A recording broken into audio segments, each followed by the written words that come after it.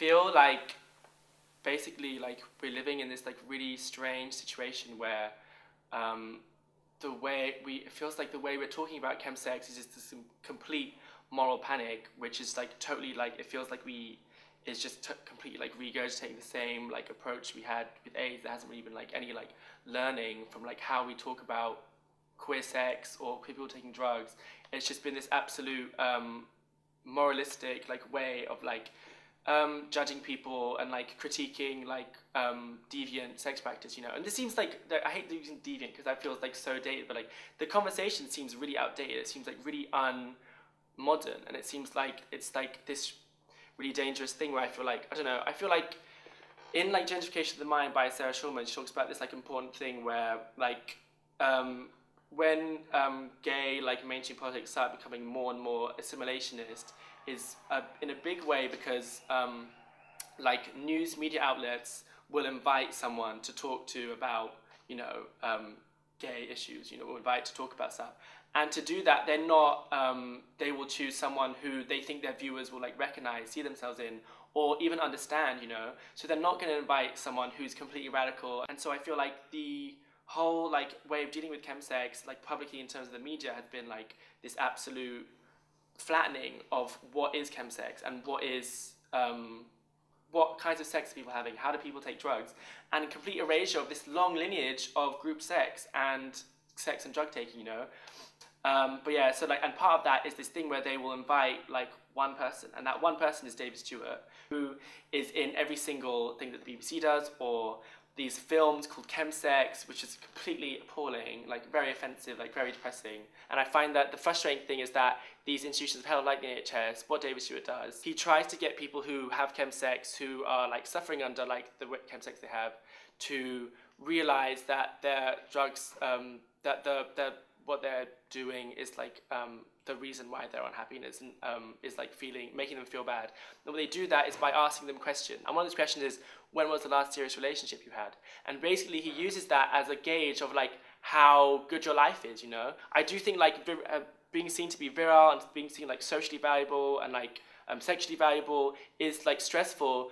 But more so than like that stress for me, like is like this like absolute pressure and stress of like having to be in a monogamous relationship for my life to have any meaning at all, Like we still completely have this thing where it's like that's what a life is, That's a life is being with a monogamous partner, And I think there's what was I going to say about that? Oh, so what I think is really important that no one ever talks about, like thinking through like chemsex as like a part of like as a result of like anxiety. I think no one's talking about the fact that assimilationism and like the like requirement to like perform functional hetero-reproductive relationships is incredibly anxious, is really, really stressful, If you're not in a relationship that is like completely successful and looks like a certain way, then your life just isn't valuable. And I think that is just incredibly, incredibly stressful. And like for me, like finding like engaging in like these queer histories of like group sex and polyamory, like polygamy, like just alternative like friendship, like queer friendship, like really valuing these relationships and like looking into like forming these like ways of living as like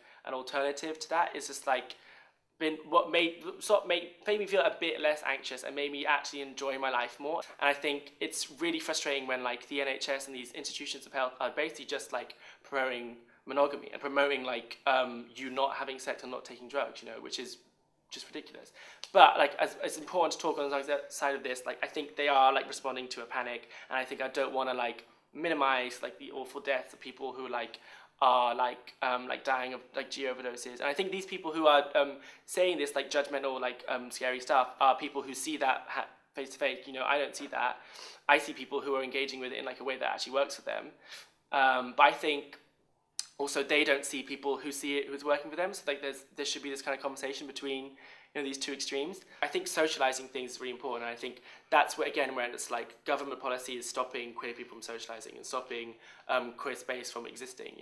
If you want to deal with like chemsex, you need to like think about, okay, so why is it that the one queer cafe that was in London got closed down? Why didn't the government support that? Like, why is every single gay bar being closed down? Why is every single like support like system for queer people been completely eradicated? Like what? Like no one knows. There used to be like a London gay and lesbian black London Black Gay and Lesbian Centre in Peckham, like not far from here, that did incredible work. But like all these kind of centres have just been completely lost in like this like trajectory of neoliberalism from like 80s till now.